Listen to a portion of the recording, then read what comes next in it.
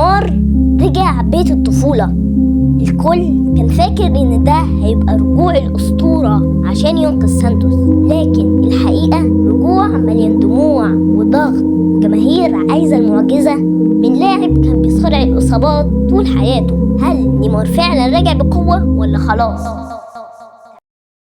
بعد رحلة مليانة إصابات، بطولات، هجوم جماهير، ونهاية محبطة في أوروبا والهلال، نيمار قرر يرجع للبيت سانتوس، النادي اللي بدأ فيه كل حاجة. الجماهير استقبلته استقبال الأبطال، كاميرات في كل حتة، ونيمار بيقول أنا راجع عشان أكتب تاريخ جديد، عقد جديد لحد 2025. الناس كلها مستنية نيمار اللي بيكسر الدنيا، لكن البداية ما كانتش أفضل حاجة.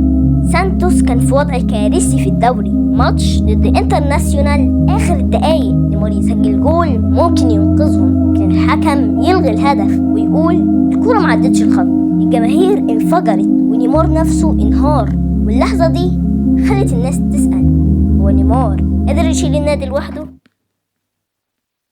سانتوس بيصارع على الهبوط، والجماهير شايفة إن الحل الوحيد هو نيمار، لكن الحقيقة إنه لسه بيرجع بعد إصابات كبيرة، والضغط عليه أكبر من أي وقت. أي غلطة، أي ماتش سيء، السوشيال ميديا تقلب عليه، مش هيتلاعب بيرجع يستعيد نفسه. دي حرب نفسية كل يوم. فنيا نيمار لسه مختلف، لمسته، تمريراته، الركلات الثابتة، كلها حاجات ما بتخلصش، بس الاستمرارية هي المشكلة. هل جسمه هيستحمل ماتشات كتير؟